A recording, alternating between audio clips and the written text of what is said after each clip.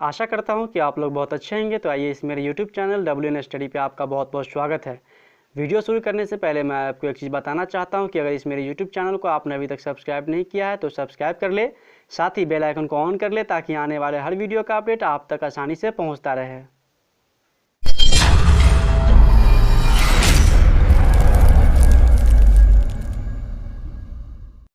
आज हम फिर से पढ़ रहे हैं जैव प्रक्रम पोषण, जो कि क्लास 10th के लिए जीव विज्ञान का पहला नंबर चैप्टर है। और इसमें मैं 3 वीडियो पहले ही बना चुका हूँ, पार्ट 1, पार्ट 2, पार्ट 3। अगर आप उसे अभी तक नहीं देखे हैं तो पहले आप उसे देख लें। तो चलिए आज का जो वीडियो है, ठीक है, उससे हम पढ़ रहे हैं कि मानव आहार नाल में पाचन की क्रिया का वर्णन करें।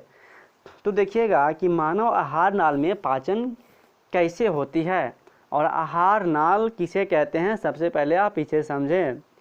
तो मानव में, ठीक है, जब मनुष्य कोई भी चीज़ को खाता है तो पाचन की क्रिया जहाँ से शुरू होती है और जहाँ तक पाचन की क्रिया होती रहती है, ठीक है, उसी को हम क्या बोलते हैं, आहार नाल बोलते हैं। तो आपका जो क्वेश्चन नंबर है क्या है, 12 क्वेश्चन नंबर है, ठीक है। इसमें मैं पहले 3 वीडियो बना चुका हूँ। अगर आप उसे नहीं देखे तो पहले आप उसे देख लें, ठीक है, फिर आप यहाँ आकर इसे देखें। तो देखिए कि मानव आहार नाल में पाचन की क्रिया का वर्णन करें। तो मनुष्य में पाचन की क्रिया मुख से आरंभ होकर छोटी आंत तक जारी रहती है। सर्वप्रथम भोजन को हाथ के द्वारा मुख में अंतर्ग्रहण करने के बाद उन्हें दांतों के द्वारा अच्छी तरह पीसा और चबाया जाता है, जिसे वह महीन कणों में विभक्त हो जाता है। मुख में उपस्थित लार ग्रंथियों के स्रावित लार से भोजन अच्छी तरह सन जाता है तथा मुख से ही कार्बोहाइड्रेट का पाचन आंशिक रूप से प्रारंभ हो जाती है। देखिएगा, मैंने आपको बताया कि मनुष्य में पाचन की जो क्रिया है वो मुंह से ही शुरू हो जाती है और छोटी आंत तक जारी रहती है। सबसे पहले भोजन को हाथ के द्वारा क्या किया जाता है, मुंह में ग्रहण किया जाता है, ठीक है। और जब मुंह में रख दिया जाता है तो मुंह में रखने के बाद उन्हें दांतों के द्वारा, दांत से क्या किया जाता है, अच्छी तरह उसे पीसा और चबाया जाता है, जिससे वह महीन कणों में बंट जाता है। क्या होता है, महीन कणों में बंट जाता है। अब मुख में उपस्थित लार ग्रंथियों के स्रावित लार से, देखिएगा कि लार ग्रंथि किसे कहते हैं, आपको पिछले वाले वीडियो में मैं बता चुका हूँ कि मुख में 3 जोड़ी लार ग्रंथियाँ पाई जाती है, ठीक है। इसलिए बार बार बोल रहा हूँ कि आप पीछे वाले वीडियो को भी देखें। तो मुख में जो लार ग्रंथियाँ पाई जाती है उससे लार स्रावित होती है और लार स्रावित होने के कारण भोजन क्या होती है, अच्छी तरह मिल जाती है तथा मुख से ही कार्बोहाइड्रेट का पाचन, ठीक है, आंशिक रूप से शुरू हो जाती है। तो देखिएगा कि अब इस भोजन को जुबान मतलब जीभ के द्वारा ग्रास नली में ठेल दिया जाता है, जहाँ से क्रमाकुंचन गति करती हुई आमाशय में पहुँच जाता है। आमाशय में पहुँचा भोजन जठर रस से मिलकर अर्ध तरल लुक्ति के रूप में परिवर्तित हो जाती है तथा आमाशय में प्रोटीन का पाचन सरल अणुओं में होता है।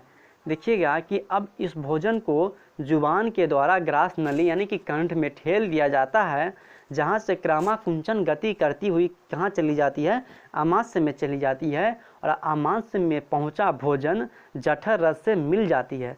जठर रस से क्या होती है, ये मिल जाती है और मिलने के बाद अर्धतरल लुगदी के रूप में परिवर्तित हो जाती है, ठीक है। अर्धतरल मतलब कुछ बहाव के रूप में ये क्या होती है, परिवर्तित हो जाती है, बदल जाती है तथा आमाशय में प्रोटीन का पाचन सरल अणुओं में होता है। मतलब आमाशय में क्या होती है, प्रोटीन का पाचन होने लगती है। आगे देखिएगा कि अब यह छोटी आंत के सबसे अगले हिस्से ग्रहणी में पहुंच जाता है, जहां 2 प्रकार के पाचन रसायन होते हैं, ठीक है। एक क्या अग्नाश है, दूसरा, ठीक है, कि पितरस से मिलकर भोजन के सभी अवयव का अंतिम पाचन हो जाता है। क्या है कि अब यह भोजन छोटी आंत के सबसे अगले हिस्से ग्रहणी में पहुंच जाता है, ठीक है। छोटी आंत की लंबाई कितनी होती है, चौड़ाई कितनी होती है तथा छोटी आंत को कितने भागों में बांटा जाता है, ये भी मैंने आपको पिछले वीडियो में बता चुका हूँ, ठीक है, आप उसे देखें। तो यह भोजन छोटी आंत के सबसे अगले हिस्से कहाँ चली जाती है, ग्रहणी में पहुंच जाती है, ठीक है, जहाँ 2 प्रकार के पाचक रसायन होते हैं, ठीक है। भोजन को पचाने के लिए 2 तरह के रसायन होते हैं, एक अग्नाशय रस, ठीक है, और दूसरा है पित्तरस। और पित्तरस से मिलकर के भोजन के सभी अवयव का अंतिम पाचन वहाँ क्या होती है, समाप्त हो जाती है। तो अब देखिएगा कि अब यह पचा भोजन छोटी आंत के अंतिम हिस्से इलियम में पहुंच जाता है, जहां इलियम के दीवारों में उपस्थित रसाकुंडों के द्वारा भोजन के सभी अवयव को अवशोषित करके रक्त परिचय में डाल देता है, जिसके सहारे यह अवयव शरीर के संपूर्ण कोशिकाओं में पहुंच जाता है तथा अनपचा भोजन बड़ी आंत के कोलन में एकत्र हो जाती है, जिसे समय समय पर गुद्दा मार के द्वारा शरीर से बाहर त्याग दिया जाता है। तो देखिएगा कि अब यह भोजन क्या होती है, छोटी आंत का जो अंतिम हिस्सा इलियम है, ठीक है, वो इलियम में चला जाता है, जहाँ इलियम के दीवारों में उपस्थित क्या होती है, रसाकुंडों होती है, रसाकुंडों।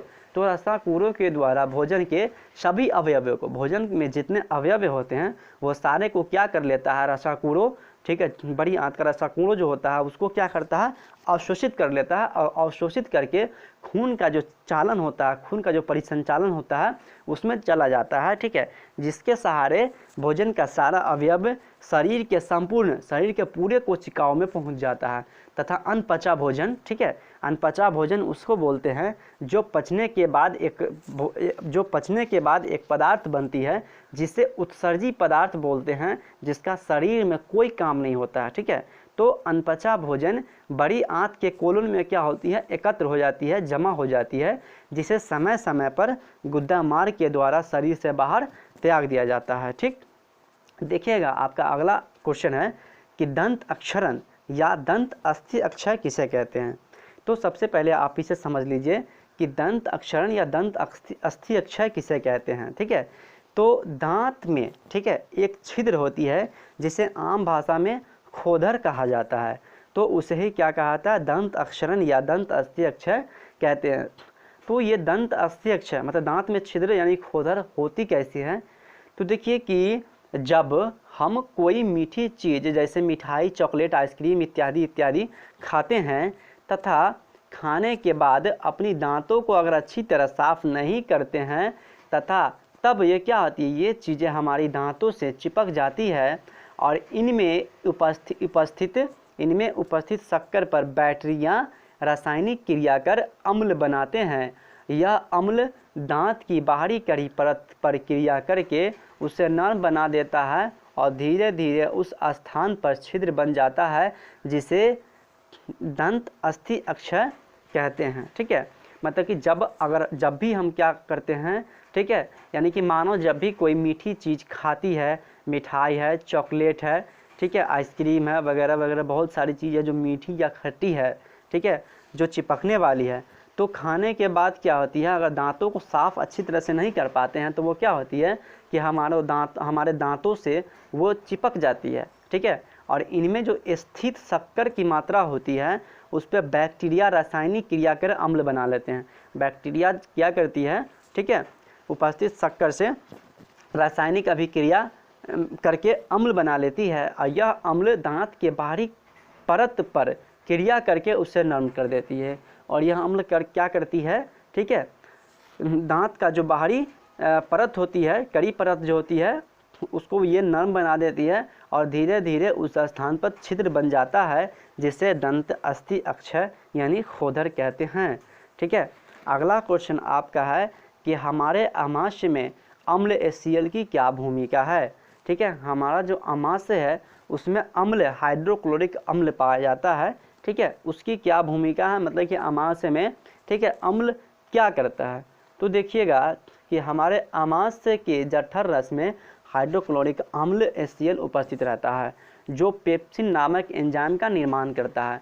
पेप्सिन नामक एक एंजाइम है, ठीक है, जो क्या करता है, प्रोटीन को पचाने का कार्य करता है।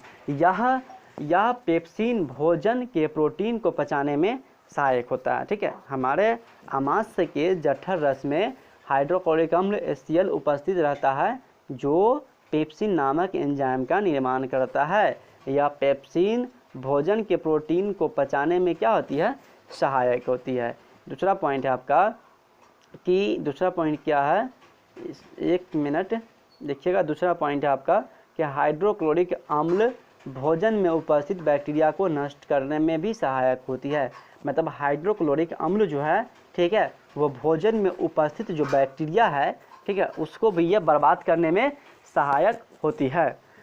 देखिएगा आपका जो लास्ट क्वेश्चन है आज का, ठीक है, वो देखिए कि पित्त क्या है, ठीक है, मनुष्य के पाचन में इसका क्या महत्व है। ठीक है, पित्त क्या है, मनुष्य के पाचन में इसका क्या महत्व है।